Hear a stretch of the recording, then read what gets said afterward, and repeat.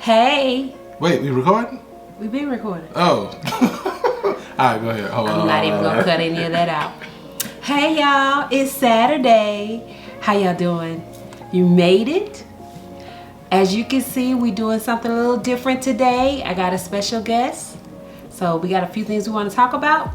Let's get started. Hey, it's Saturday. That means we're going to spend some time with God. Welcome to Saturdays with God with your girl, Ashley Renee. Don't forget, like, share, and subscribe. Let's get started. All right, so I want to introduce my guest. We've been friends since it's a long time. And we are actually a little bit closer now. A little bit, lot of bit. Yeah, we're a little closer at this point. I would like to introduce Mr. LeeKendrick Jones, also known as BigCityLivin. That's right. Also known as Zanea's father. All right. So we are co-parents, and we do a pretty good job of that. Yeah, that's right. Pretty good job of it. Both single, but like co-parenting and raising our daughter together. So we wanted to have a conversation, and I wanted to do something different today for Saturdays with God, just to have a conversation with somebody other than myself. And I also wanted to bring Lee on because we've been having some conversations about frustration and talking about how we as individuals, as human beings, handle frustration, what we do with that frustration, and how we get through the frustration. So tell us a little about yourself. Yo, so how's everybody doing? LeeKendrick, BigCityLivin. Disclaimer, the last time we sat down and made a video like this, we was making an announcement. Oh, that's true. But listen, I just say this, we're not making that announcement today. But yeah, you know, I am what am I? Just a father, a black man, or just a man of God. And as well, you know, I do two careers in a sense: truck driving and film entrepreneurship in a sense. So, you know, I have my own podcast, BigCityLivin, Road to Riches. Y'all check that out. I put it down before. Yeah, you know. She's gonna put a link in the description. So so you know, just a creative mind at the same time, all over the place, and I guess that's why I actually wanted to, you know, talk to me today in a sense. You know, I'm not used to being interviewed on camera. It's been a long time, just put it that way. So I'm pulling you out your comfort zone. She's gonna put me out the comfort zone. Yep. Yeah. So what I want to talk about, a couple of weeks ago, you had such a frustrating day. Mm-hmm. And for a lot of people, it would be a day that would say to them, "I'm done." Yeah. And I want to talk through that day. Kind of tell us what happened. Yeah. You don't have to go too deep in details if you want, but just tell us what happened, how that frustrated you, and then we'll talk about, you know, how you work through stuff like that. Okay. Yeah. So the last time I went out over the road, I had to head to the airport, drop my car off at the facility where I would come back to pick up the car eventually when I come back into town. And so jumped in the lift. I was running a little behind schedule, and got to the airport, and I got out of the car and forgot my iPhone 12 Pro Max. You know, it's not the brand spanking new one, it's the brand spanking new one from last year. And so that started a whole ripple effect of things that happened to me. So going into the airport, about to check my bag, we were about 15-20 minutes before the cutoff time before you can check your bag, and I realized that I don't have my phone, and I had to try to get word back to the Lyft driver that I left my phone in there, and that started a lot of frustrating events. You know, things that I could even, you know, foresee or plan was like happening in that moment. Like, I had a backup phone, like the iPhone 12 mini as my backup, but it wasn't turned on. It wasn't like turned on, but you could still use it on the internet the internet in the airport wasn't working and connecting to the phone. So that was causing me a lot of frustration. And so then I was starting to lose my cool at that point, because I started looking at the time and I'm like, man, I'm gonna miss this flight. And if I miss this flight, it's gonna impact how I receive loads with this broker, and how that's gonna impact me staying in hotels, and just a whole lot of stuff was going through my mind in that moment. And I was like, man, I was just really frustrated and irritated in the moment. So I left the counter and I walked over there towards the entry to the airport, and I threw my bag real hard. People was looking at me. I thought I was gonna get arrested. And I just sat there and I was trying to work through the frustration. My hands were shaking because I'm thinking like, man, I gotta get this phone. I gotta get this phone. I gotta get this phone. And I just never really was able to snap out of the moment up until I got word that the guy got the phone and he was gonna get the phone back to Miss Ashley here. So what did you hear in the frustration right there? So I wanna preface this by saying we are very technical people. So I can do everything from this phone. A lot of y'all know I was recording Saturdays with God from this phone, recording podcasts, recording everything. All of my business is on this phone. Right. So if you lose your phone, I understand the frustration. What happened from my perspective is once he lost the phone, I got these mirage of text messages from a different number saying, hey, this guy has my phone, he's gonna deliver it to you. Can you make sure you get it for me and just hold it? And then it shifted. And this is where I got concerned, and this is really the part that I kind of want to focus in today. Sure. Is you began in your frustration to make these vows. Okay. I'll never do such and such, and I'm not gonna do this, and this will never happen to me again, and da da da da da da. And as I'm reading it, everything in me said, this is a moment, and my concern was, life and death is in the power of the tongue. Absolutely. And so as you were spewing this stuff out, I knew where it was coming from, but there was a part of me was like, yo, and I think I ever texted you like, hey man, like calm down, stop speaking things into existence that don't need to be spoken.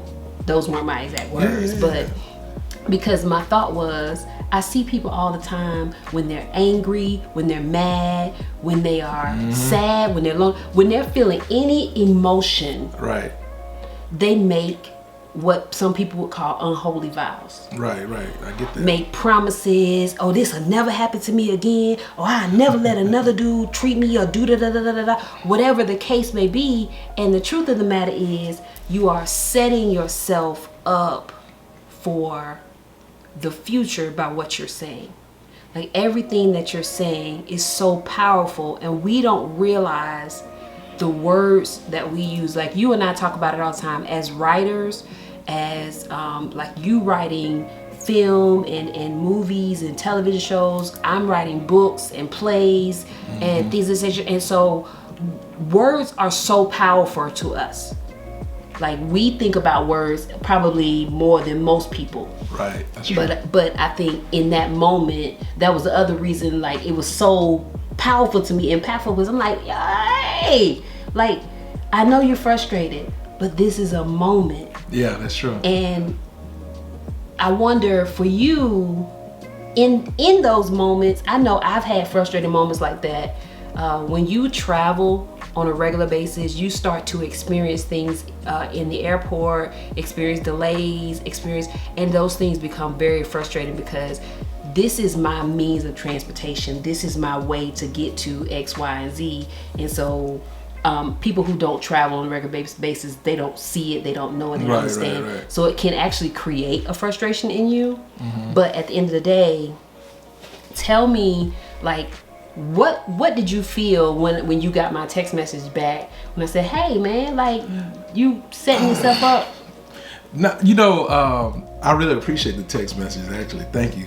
Sometimes, you get caught, like, you're absolutely right. Like, words is like, for me, everything is like energy based and spirit and stuff like that. But me writing certain words and I was creating the energy around me to have to, even though I wasn't speaking it out of my mouth, it was still coming out of my soul, out of my spirit, you know what I'm saying? And so once you do that, it goes out into the universe and your words create your reality, like instantly, like it can. So when you kind of like nudge, like get out of that, it's like, hey, all right, cool.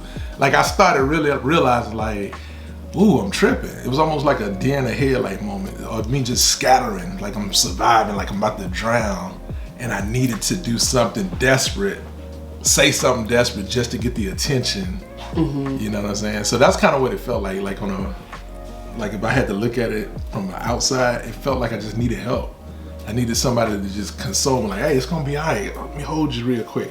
So sometimes like listening to you speak that, a lot of times I see people maybe in a breakdown mode and I don't know what to do. Sometimes they just need like a reassurance or to snap out of their reality in that moment. So that's what I was experiencing. It was just like me creating something that I really wasn't believing in, but I just wanted to just express something, just to say, look, I need help me. Right. I'm drowning. Yeah. Somebody throw a life jacket. Yeah. And I think the crazy part about it, I don't think it's necessary, but I think it's just human nature.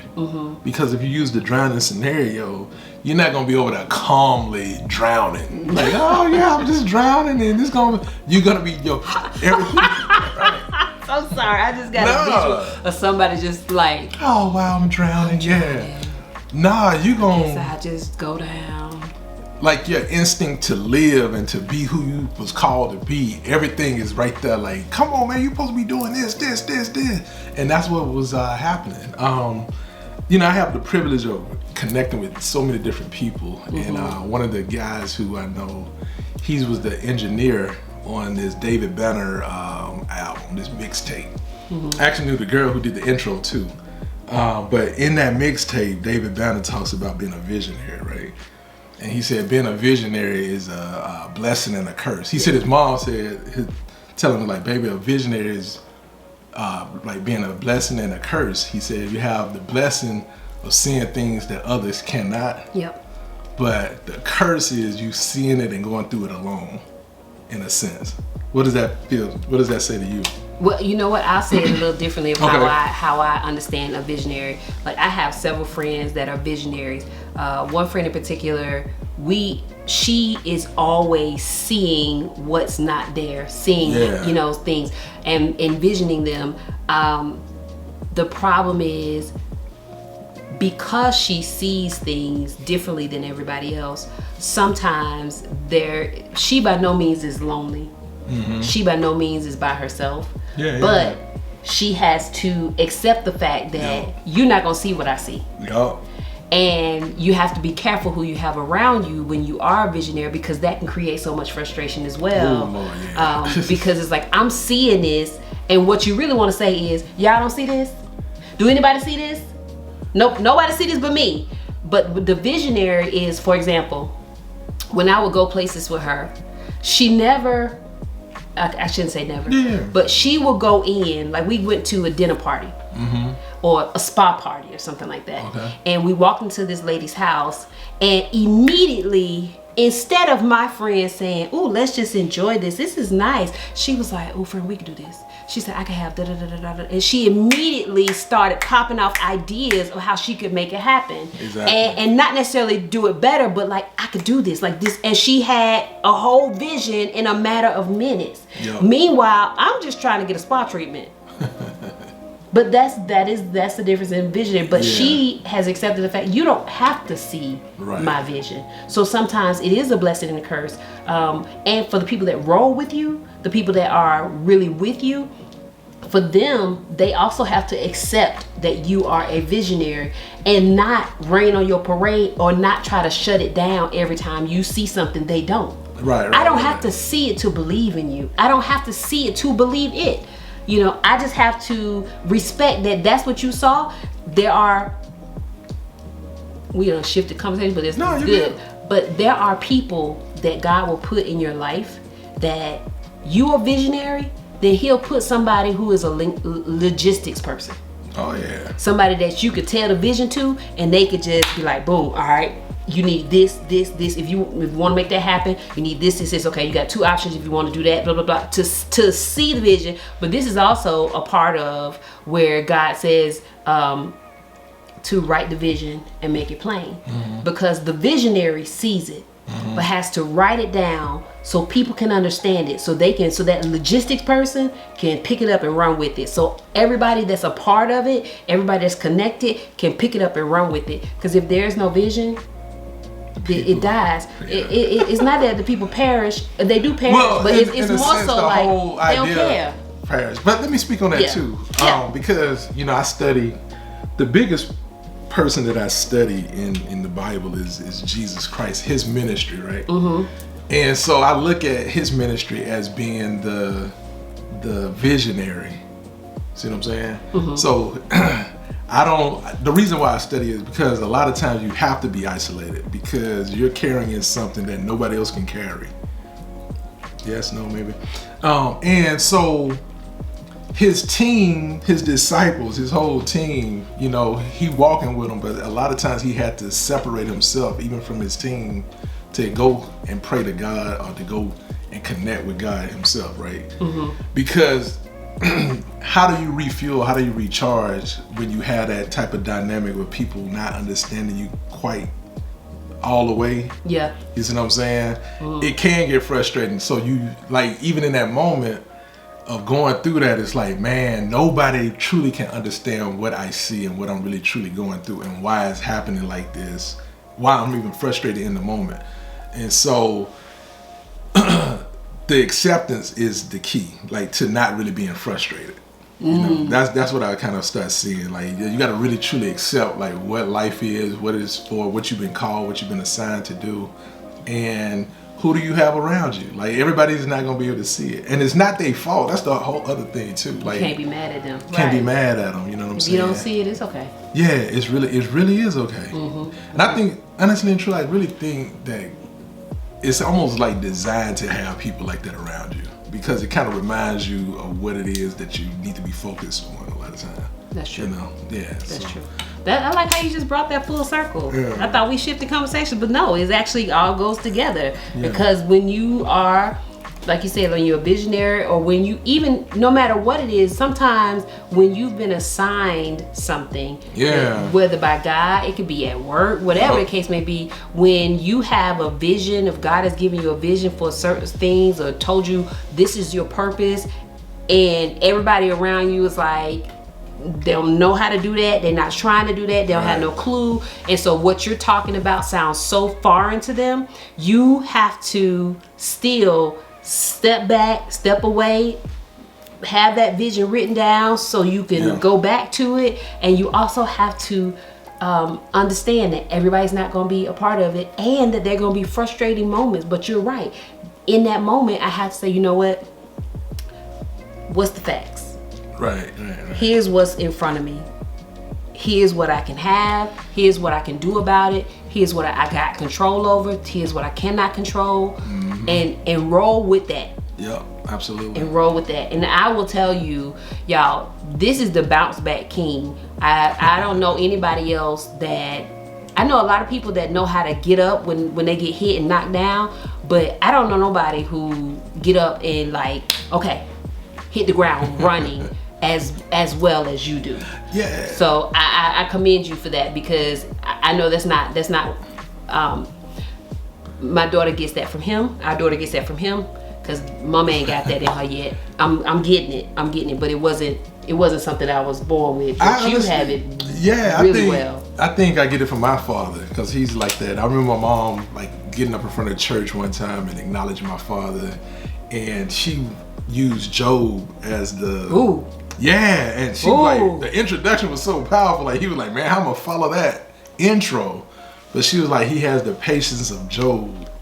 and being with a man like this creates so much stability and blah blah blah. I mean, it was just on, and I was just like sitting there like, man, that's my dad. Wow. And I started looking at myself like that because I talk to all types of people while I'm out, and a lot of times they'll get glimpses of my life, and they be like, yo, man, you be going through a lot, and you just be kind of keeping your cool so much, and I be like, I don't know, I really don't know what that is. Like, I don't know what that is. I guess that's the peace of God. There you go.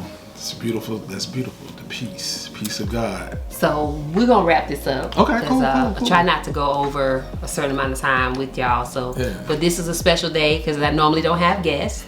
Like, you're my third guest. Yeah. Okay. That's what's up. I had Bianca and Miss Zanea was one of my guests. If you haven't seen that episode, go back. It's Mother's Day of this year, of 2021. It's hilarious. She appeared last week or the other week, right? Well, I put her in there. We tried. So we tried. That was so cute. I'm gonna have to put it on my podcast now. Yeah. She'll talk to you, but I appreciate you coming on to talk to us about frustration, and I just want to encourage everybody out there. Though you may get frustrated, and life will come, and sometimes it comes in like a whirlwind or a tornado or a storm. It comes in and you're in the midst of the storm.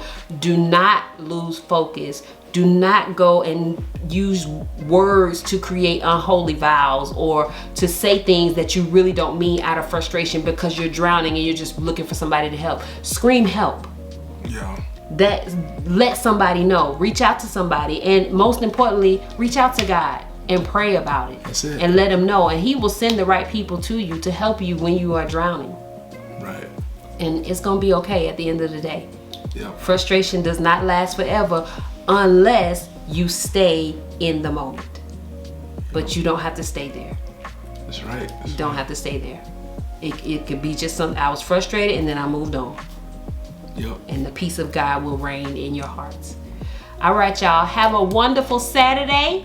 Don't forget to check out BigCityLivin podcast, Road to Riches. Road to Riches. Like, he produced like what, 2 or 3 a week?